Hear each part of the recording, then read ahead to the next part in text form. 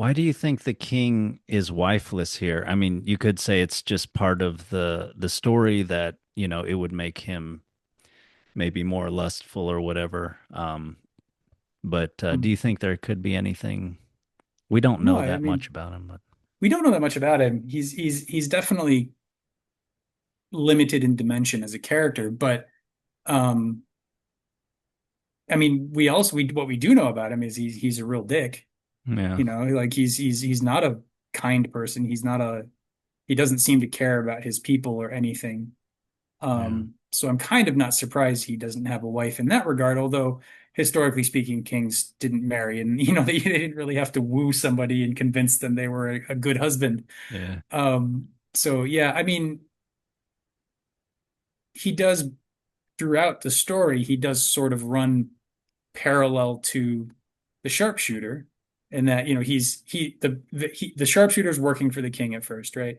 But the sharpshooter is caring and a hard worker, like we were talking. So he sort of grows, and the king ends up sort of falling.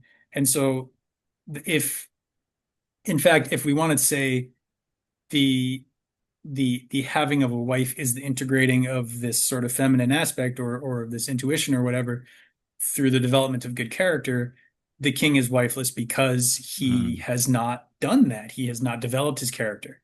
He's selfish, he's greedy, he's inconsiderate, not even inconsiderate, he's cruel. And so the magical sorceress cannot belong to him. The sort of life-giving feminine will not come up in him. And so portraying him as wifeless in that sense both sets him up as a great foil for somebody to kidnap, to try and, kill the sharpshooter and take the wife, but then yeah, also emotionally, the emotional tone of him is set as sort of a foil, or a dark side to emphasize the light side of the sharpshooter, that they sort of bring out his qualities. yeah, yeah. I think that's right. You mentioned how he's a one-dimensional character and he's just an incomplete human being, and that seems to be shown more. Yeah, he doesn't have a wife. He doesn't have this other voice or this complexity or this intuition.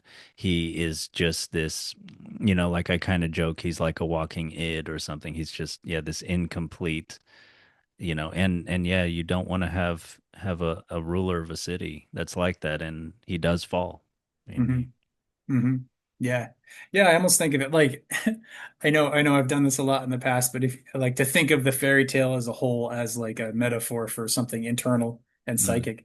Like if we all have this sort of tyrannical part, and this mm, sort of like genuinely good-hearted, good-working, like, because a lot of the time the people or the parts of us that are good-working are good-hearted and hardworking, aren't necessarily ambitious. And the parts of us that are ambitious, maybe they're hardworking, but they're not good-hearted. So there's yeah. there's sort of so